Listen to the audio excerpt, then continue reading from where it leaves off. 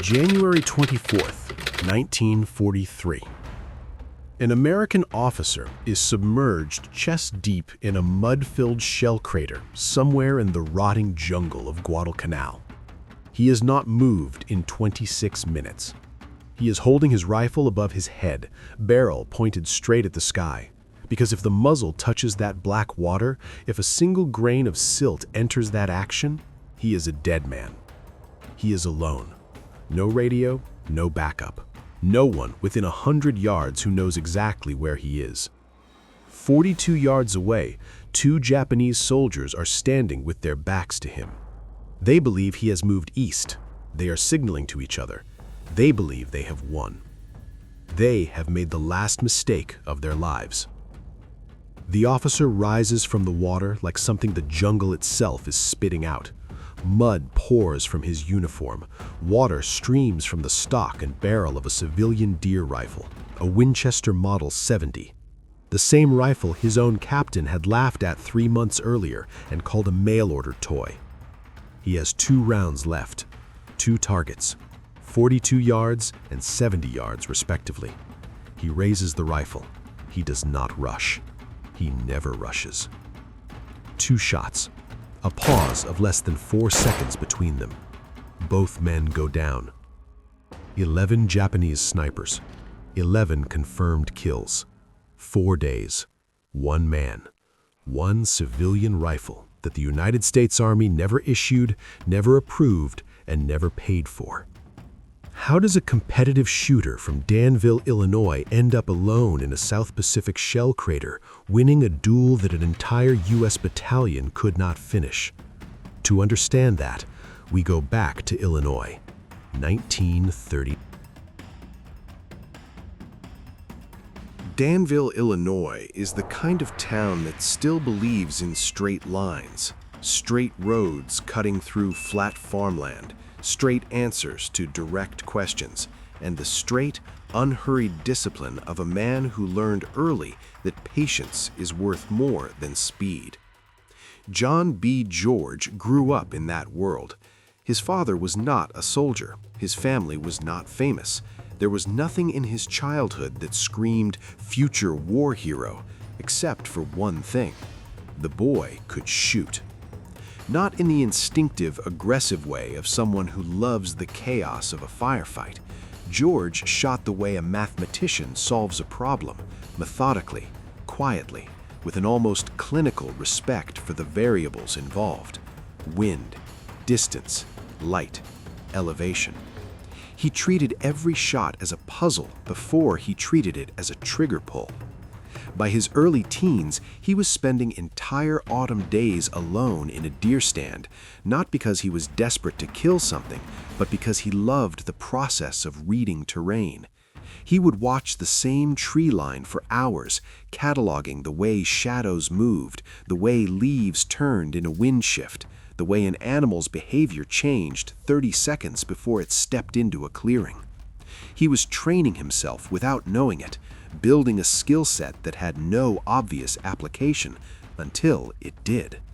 In 1939, at a state marksmanship competition in Illinois, 24-year-old John George stood at the 1,000-yard line and outshot every man on the field. He became the youngest competitor to win the Illinois State Championship at that distance. The other shooters were older, more experienced, and they had better equipment. George had the Winchester and something no equipment catalog sells: the ability to slow his heart rate at the exact moment the world demands speed. He went home, cleaned the rifle, and went back to his normal life.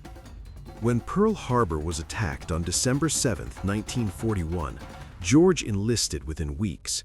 He was not driven by rage, though rage was available in abundance in those December days.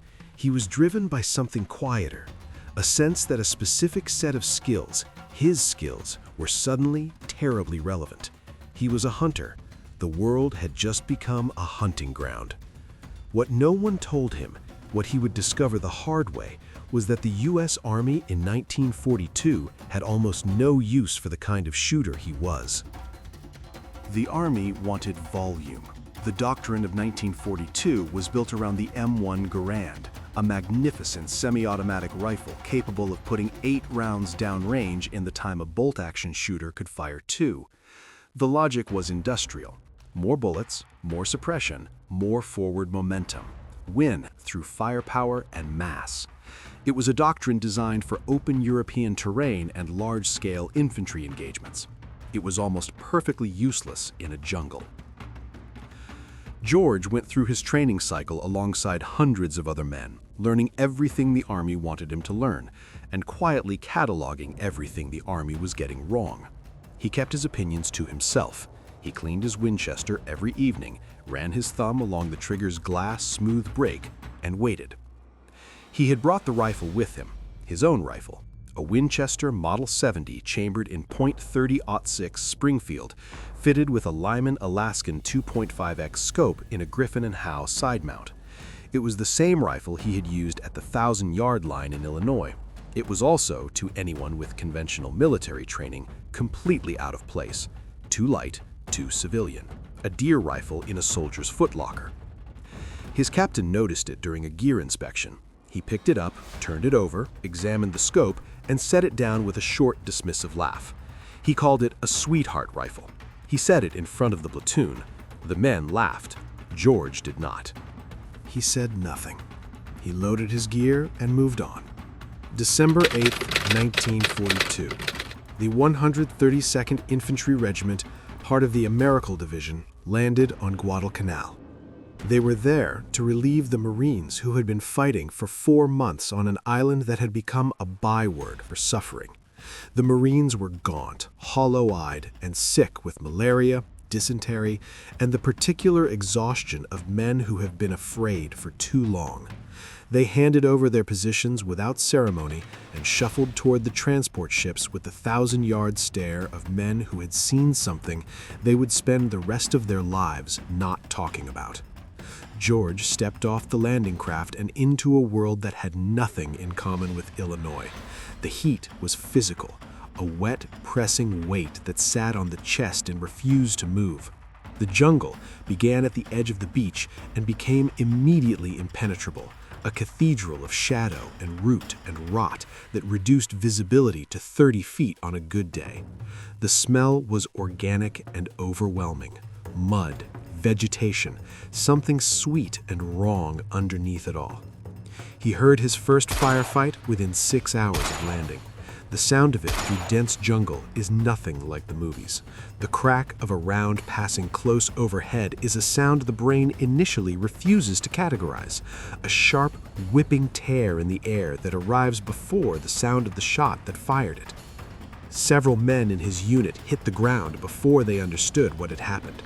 George hit the ground too, but he was already scanning the tree line. By mid-January of 1943, the 132nd Infantry had been grinding through the jungle toward a Japanese strongpoint called the Gifu on Mount Austin. It was brutal, attritional combat. American units attacking prepared positions, losing men to invisible fire, pulling back, attacking again. Progress was measured in yards and counted in graves. But there was a second problem developing along the approaches to a coastal area called Point Cruz, and this one was different in character. It wasn't a defensive line. It wasn't a fortified bunker. It was a handful of Japanese snipers operating in the dense coconut and banyan groves north of the American position, and over a period of 72 hours, they had killed 14 men from the 132nd Infantry.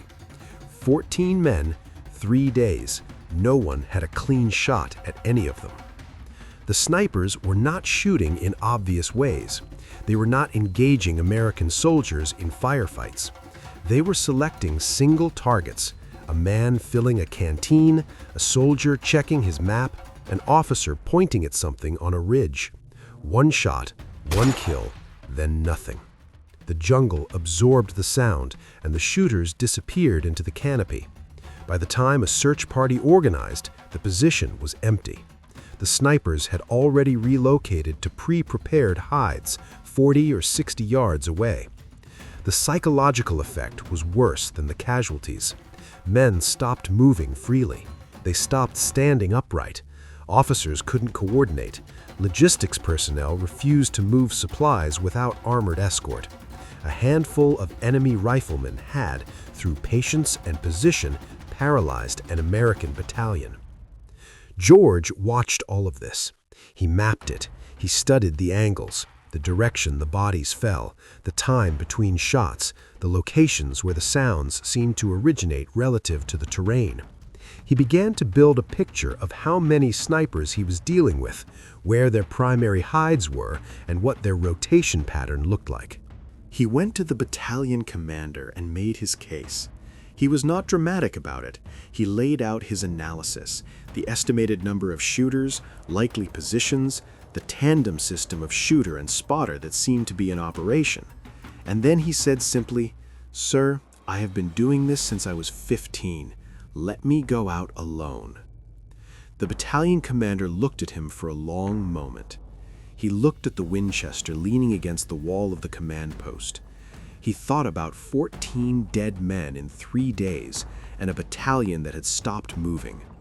He said yes, partly because George's analysis was sound, and partly because nothing else was working. That night, George did not sleep. He lay on his back in the dark and ran the geometry of the groves in his head. He thought about angles and wind and the way the morning light would fall through the canopy at different hours. He thought about the Japanese snipers, men doing exactly what he was doing, which meant he had to think one move further than they expected. He was not afraid of dying. He was afraid of missing. He was afraid of walking out there and confirming in the worst possible way that his captain had been right about the toy rifle. He cleaned the Model 70 one more time. He loaded 60 rounds of match-grade 30-06. He lay down and stared at the canvas above him until the darkness outside the tent began to turn gray. Then he picked up the rifle and walked into the jungle alone. January 22nd. Just before 7 in the morning, John George slid into a captured Japanese fighting position at the edge of the Point Cruz groves. The position gave him a clear line of sight into the tree canopy for roughly 300 yards in a broad arc. He arranged his sandbags, settled the Winchester on its rest, and began to wait. At 9:17 in the morning, 2 hours and 17 minutes after he lay down, a branch moved. It was a small thing, a single branch in a banyan tree approximately 240 yards away at roughly 87 feet of elevation. What made it significant was the wind. There wasn't any. The surrounding branches were still. That single branch had no reason to move. George found the silhouette in the scope. He confirmed it, the outline of a man pressed against the trunk, adjusting position.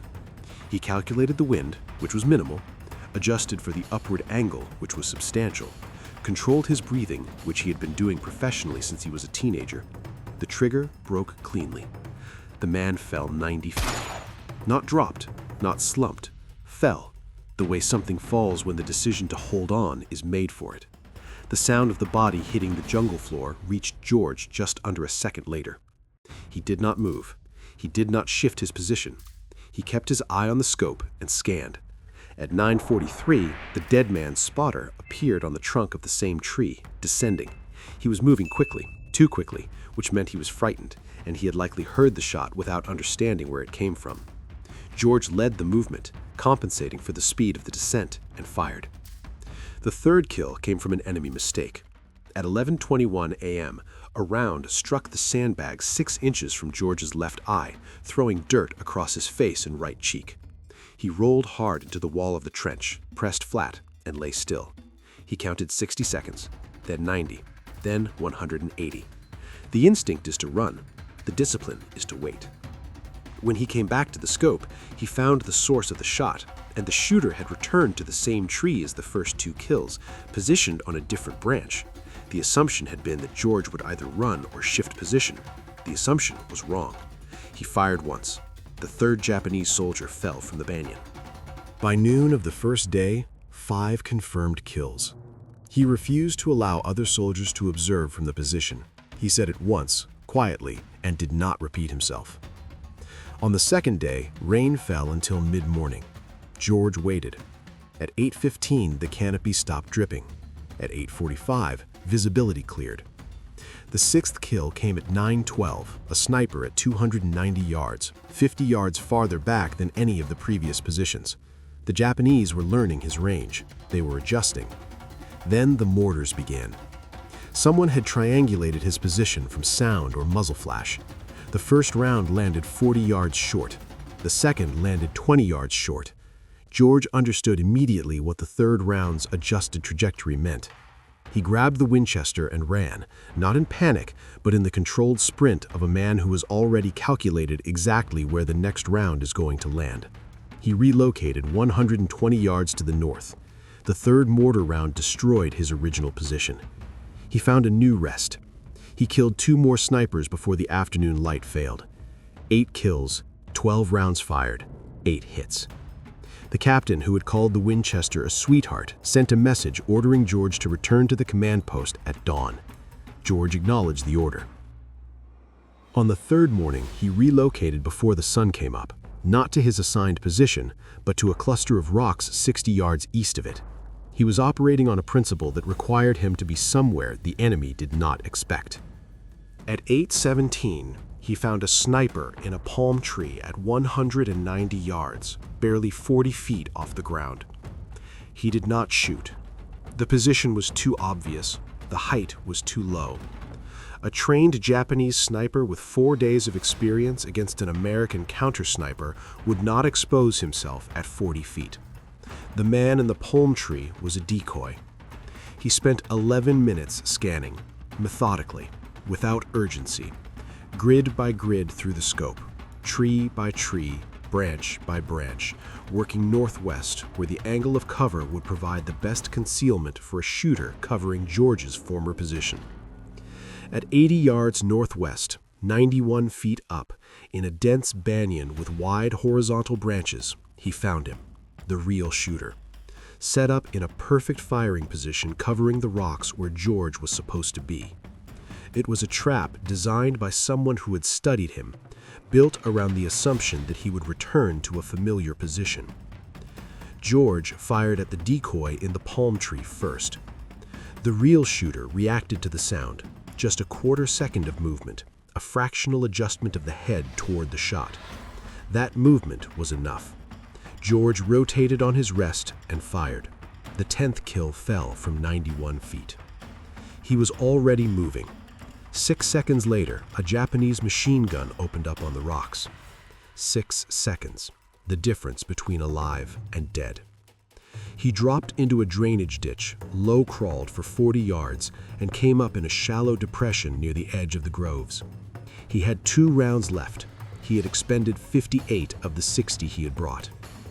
It was here, at 10:13 in the morning, that he found the shell crater full of black water. 2 Japanese soldiers were moving through the brush 30 yards ahead of him, a recovery team searching for his position, moving in the wrong direction, their backs turned. George lowered himself into the water, slowly, without a ripple. He held the Winchester above his head. He waited. 26 minutes. When they turned and paused, believing they had missed him, he rose from the water and fired twice. 11 and 12. He had 2 rounds expended on those final kills and 0 rounds remaining. He was turning to move back toward the American line when a 6-man Japanese recovery patrol closed from the south. He drew his sidearm, fought through the contact, and made it back to the perimeter with 3 more enemy dead behind him and a deep laceration along his left forearm where a rifle stock had caught him during the struggle. He walked into the battalion command post covered in black mud, still carrying the Winchester. He sat down outside the command post and did not speak for almost 2 hours. This is a detail that never makes it into the short version of the story, but it is one of the most important. The adrenaline that carries a man through something like those 4 days does not dissolve cleanly. It sits in the chest and the jaw and the hands, and it takes time, real, quiet, uninterrupted time to work its way out. George sat in the mud with his back against a sandbag wall and the Winchester across his knees, and he let the silence do what silence does. The men around him understood enough not to fill it. He had come back with deep jungle rot setting in on both hands, 2 cracked ribs from the fall into the drainage ditch on the final day, and the forearm laceration that would need stitching. He had come back with the rifle clean. He had field stripped and wiped down the Model 70 before he sat down, before he addressed the wound, before he ate anything. The rifle had done its job. The rifle came first.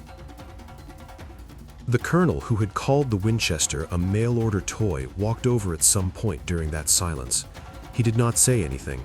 He looked at George, looked at the rifle, and nodded once. George nodded back. There are entire conversations that men have without words, and this was one of them. The subject of the Sweetheart rifle was never mentioned again. Colonel Ferry arrived at the command post that evening. He sat across from George, asked for the operational summary, targets engaged, rounds expended, methods used, and listened without interrupting.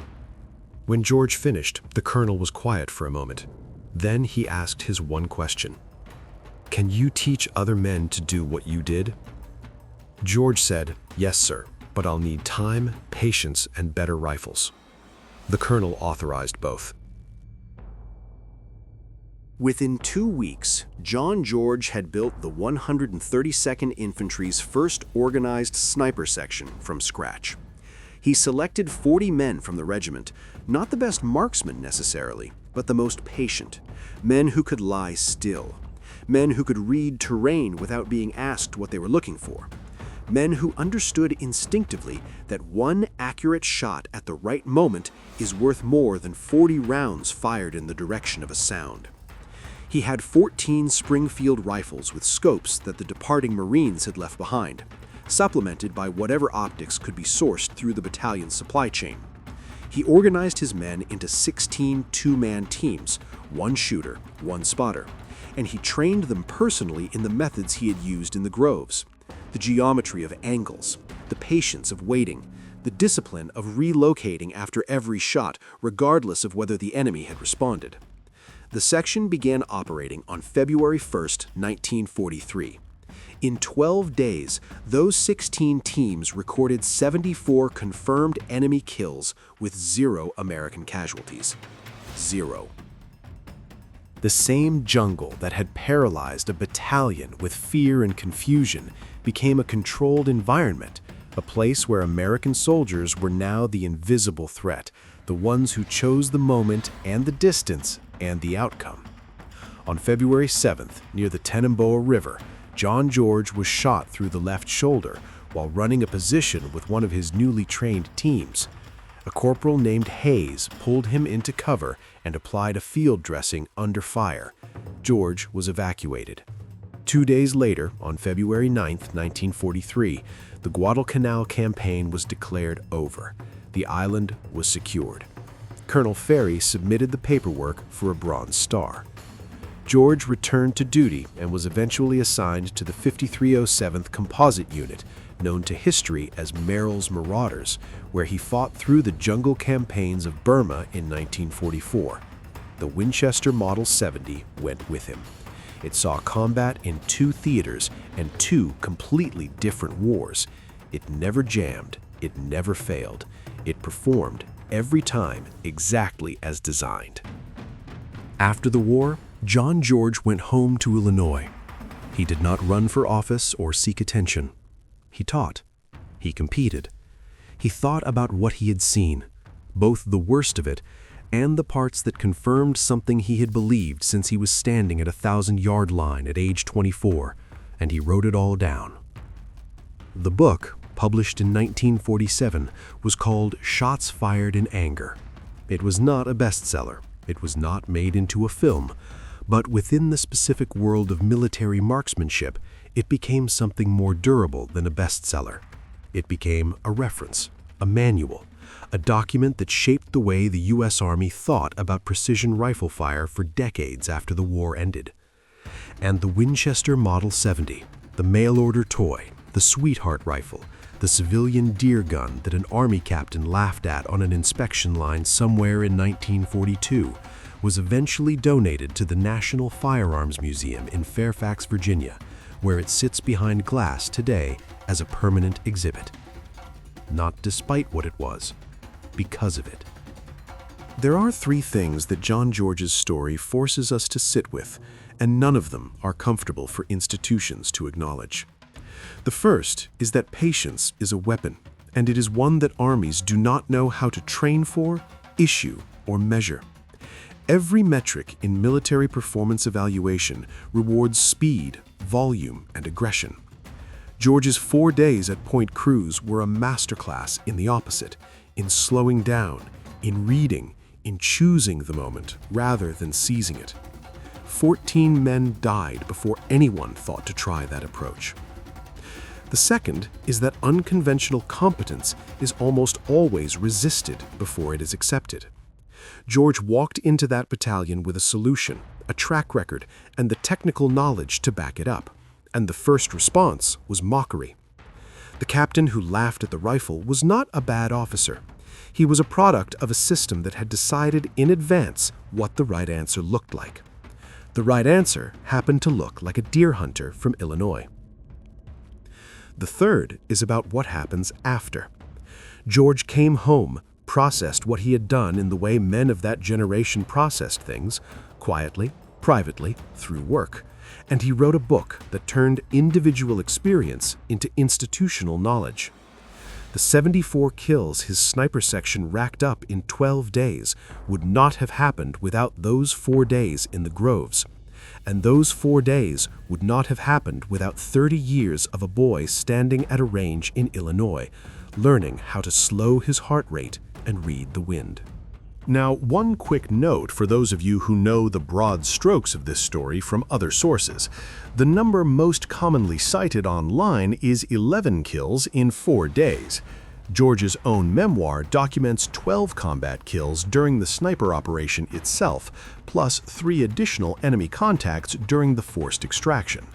The number shifted somewhere between 1947 and the Internet age.